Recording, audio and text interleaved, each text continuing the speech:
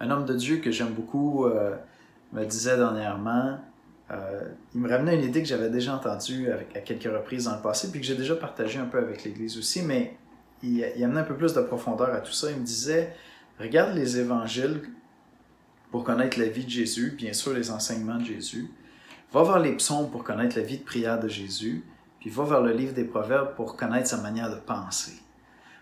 Puis c'était vraiment très, très éclairant pour moi.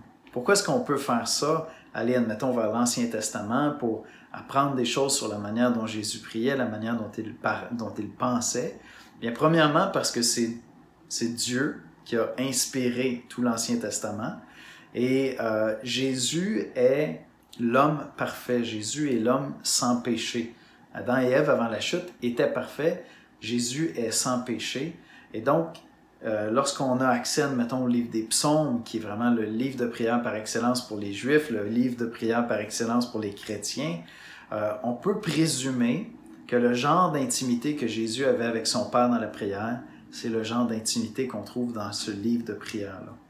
Et donc, je veux vous inviter à aller méditer dans le livre des psaumes, et je vais juste ouvrir une méditation aujourd'hui, aller méditer dans le livre des psaumes en faisant comme Augustin le faisait, celui qu'on appelle souvent Saint Augustin. Il étudiait les psaumes, premièrement pour apprendre pour lui-même, pour voir par exemple ce que David a vécu dans les psaumes, mais aussi en présumant que c'était le genre de pensée et le genre de paroles que Jésus lui-même apportait dans la prière, dans l'intimité avec son Père, puisque c'est un livre de prière et parce que Jésus est l'homme parfait, parfaitement en communion avec son Père. C'est très intéressant.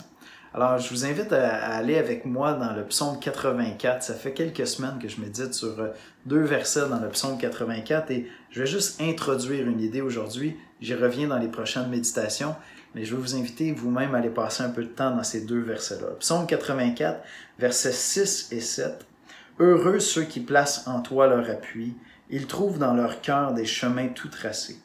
Lorsqu'ils traversent la vallée de Baca, ou la vallée des larmes, il la transforme en un lieu plein de sources et la pluie la couvre aussi de bénédictions. » Je vous lirai la traduction dite du Sommeur dans une autre méditation, mais restons juste sur le début, sur le verset 6. « Heureux ceux qui placent en toi leur appui » ou « Heureux ceux qui ont en toi leur force » dans une autre traduction, je pense que c'est la Bible du Sommeur justement. « Ils trouvent dans leur cœur des chemins tout tracés. » Je vous laisse avec cette idée-là, puis je vous invite à commencer à méditer là-dessus.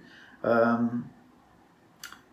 tu es chrétien, tu sais qu'on a une nature déchue, c'est-à-dire qu'on est pécheur, et qu'on ne doit pas toujours écouter nos raisonnements, parce que nos raisonnements peuvent souvent être affectés par le péché, par toutes sortes de choses qui ne sont pas saines. Il peut y avoir de la sagesse, mais il y a aussi de la folie, puis on va vers les Écritures pour trouver la vérité. Maintenant, ce que ce psaume-là dit, c'est que celui qui trouve son appui en l'Éternel trouve dans son cœur, là c'est pas dit dans la parole, mais dans son cœur, des chemins tout tracés. Et donc je vous mets sur cette piste, je vous invite à y méditer. Je pense que ce qu'il est en train de dire, c'est que celui qui est habité de foi, de confiance en Dieu, au lieu du trouble qu'on pourrait trouver dans notre cœur, va trouver la foi, va trouver même des réponses qui sont conformes aux Écritures. Il va trouver la parole de Dieu appliquée plutôt qu'être dans le trouble et il va savoir comment réagir dans des circonstances. Puis on va voir avec l'autre verset comment ça vient transformer des situations très concrètes dans nos vies. Je vous laisse avec ça. Je sais que je ne donne pas toutes les réponses. Je veux qu'on apprenne à méditer ensemble la parole de Dieu.